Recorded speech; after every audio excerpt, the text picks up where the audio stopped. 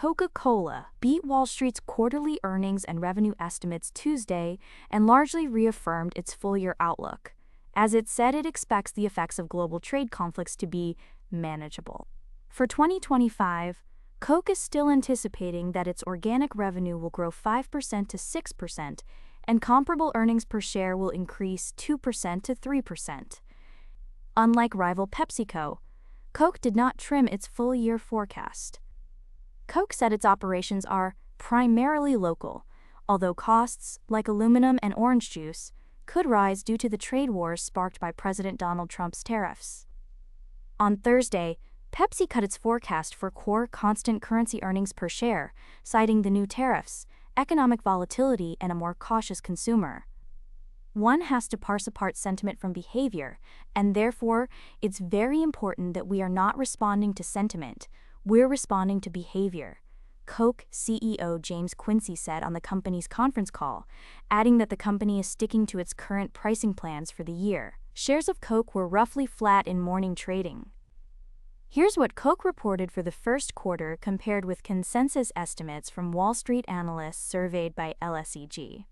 Earnings per share: 73 cents adjusted versus 71 cents expected. Revenue: $11.22 billion adjusted versus $11.14 billion expected.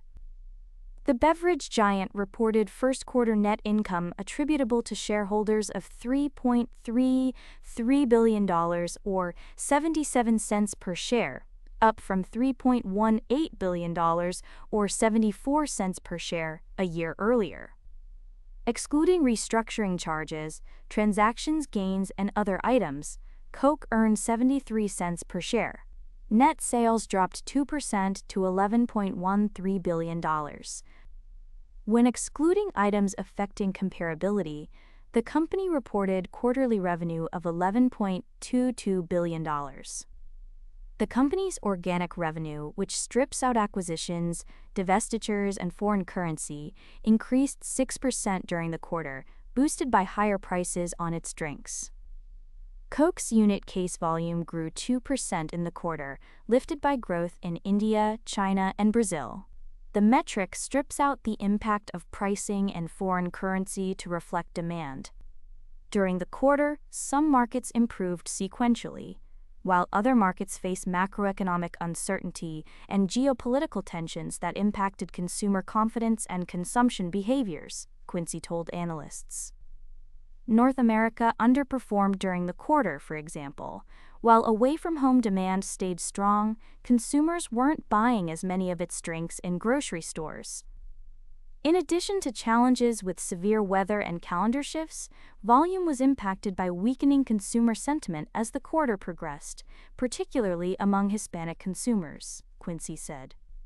In February, rumors spread on social media that Coke had reported undocumented workers to immigration authorities in the U.S. Coke denied the accusations, but Quincey said the completely false videos hurt traffic, particularly in southern states. The company's sparkling soft drinks segment, which includes its namesake soda, saw volume rise 2%. Coke Zero Sugar's volume climbed 14% in the quarter. Coke's juice, value-added dairy, and plant-based drinks division reported volume growth of 1%. The business includes Fairlife, Simply Beverages, and Minute Maid. Coke's water, sports, coffee, and tea segment also posted volume growth of 2%, thanks to higher demand for its water. The company's sports drinks and coffee brands saw declining volume, while tea was flat.